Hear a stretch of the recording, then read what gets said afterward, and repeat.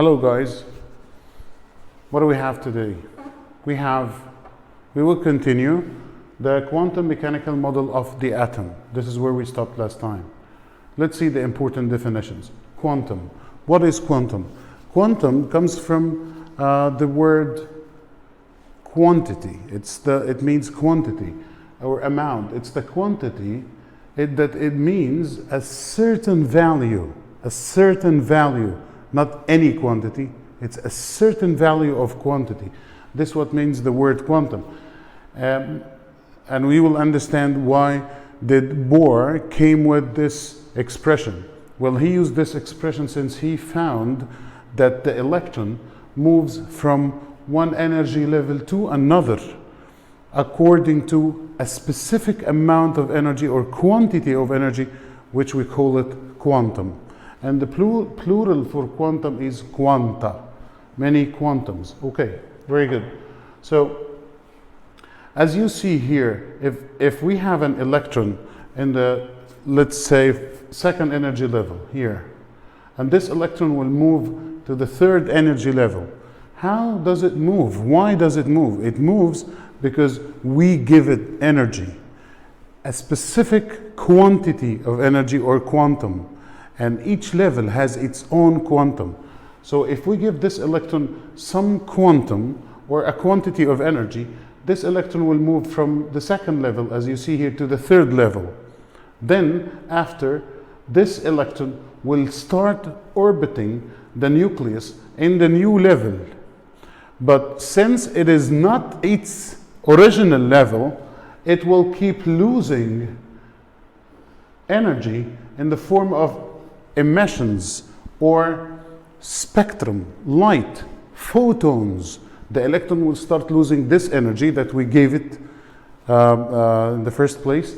It will lose this kind of energy in the form of quantum, in the form of photons, until it returns back to its level. So this is like I'm giving you 1,000 pounds. You keep spending them. When you finish, you return back to me asking for more. This is the same idea. So what happens that this electron will return back after losing this kind of energy or quantum that we gave it. Okay.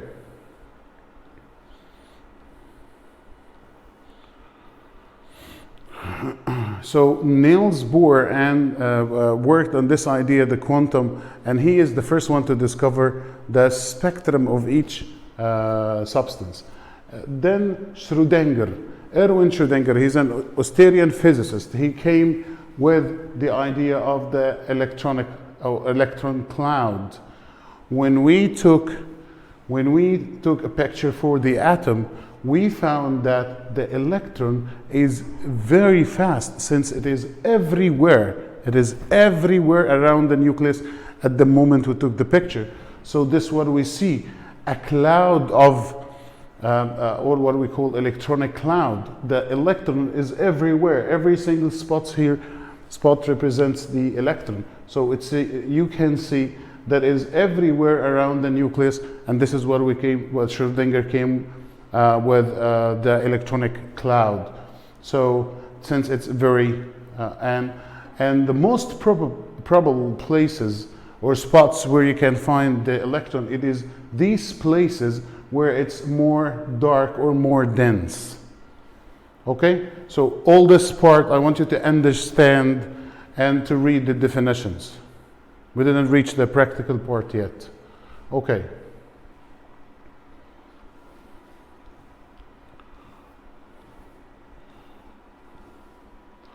Very good. Bohr mentioned earlier that the electron has a wave nature since the way it moves, the way it gains energy, the way it loses, exactly like a wave. It takes the wave behavior. So that's why we need to know some about waves, some definitions about wave that will help us later to understand the behavior of electron. These definitions as follows. Wave. It's an energy disturbance that travels from one place to another.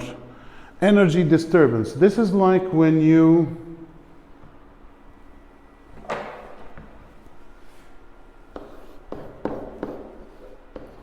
a person throws a rock into the surface of water, as you see. So once it reaches the surface of water, what happens? You see circles around the center of motion or the disturbance. The water surface was quiet. When you threw the stone, it reaches the surface of water, it makes a kind of disturbance. And this disturbance, because of energy, when you threw the rock, you gave it energy. This energy transmitted into disturbances. So the wave is a disturbance, an amount of energy that causes disturbance. So this is wave.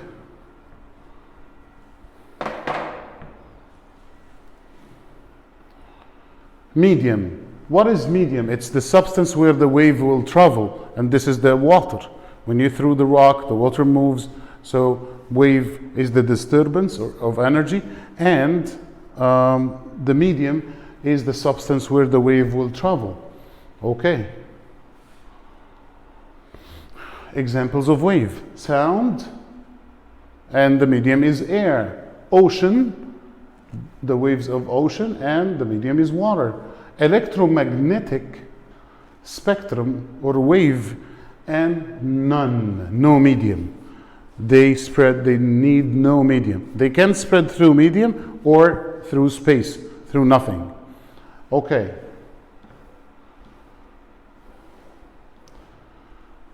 Before I jump into the next part, what is the electromagnetic wave? Electromagnetic wave is it's a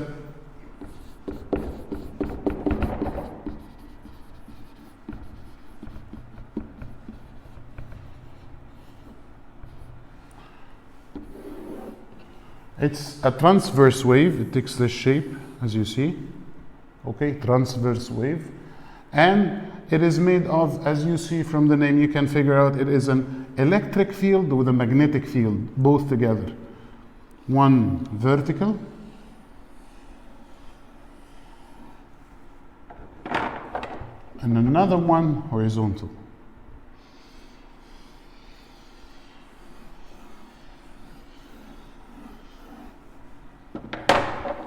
So one is propagating this direction, up, down, and another one propagating right, left. So they are interfered together this way. One moving up, down, one moving right, left. This is what makes the electromagnetic waves. Two fields, one electric, one magnetic, that form the electromagnetic waves. Okay, so they are transverse wave. They need no medium. This is very important.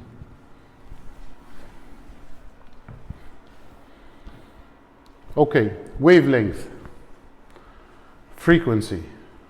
What is the wavelength? The length of the wave, measured from specific point in the wave to the same point in the next wave. And let's see.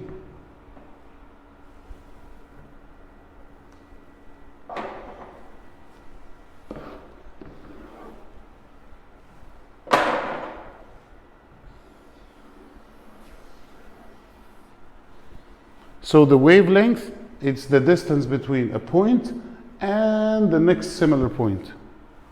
From here to here, wavelength. From a point to the next similar point. This is what we call the wavelength. Wavelength takes the symbol lambda. Frequency, it is the number of waves traveled past a point in a given time. You can say how many waves in 1 second. This is frequency. How many waves in 1 second. This is what we call frequency. How frequent the waves are. Okay. And it takes this symbol, as you see here, F. So F stands for frequency. Lambda stands for wavelength. The speed V equals lambda f. Wavelength times frequency gives you the speed of the wave. Okay.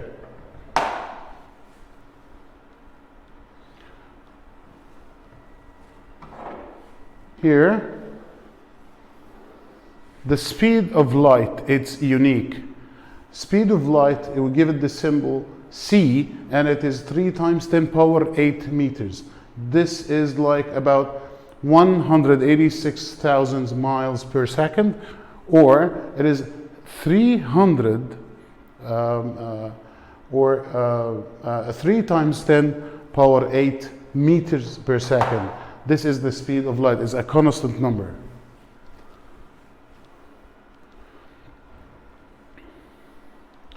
Energy of wave. This is very important equation. Energy of wave. Energy, E stands for energy. H stands for Planck constant. Planck constant. H stands for Planck constant.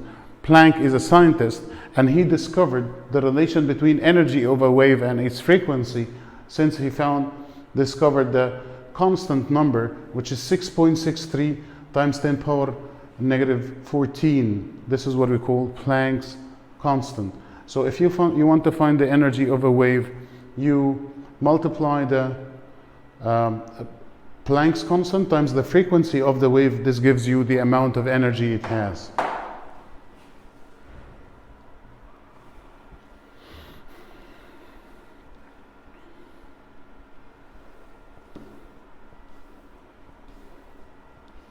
Spectrum. What is the spectrum? It's the set of all possible wavelengths. All the possible wavelengths. Visible light is one set of wavelengths that are the part of full electromagnetic spectrum. What does it mean? Let's see. Here.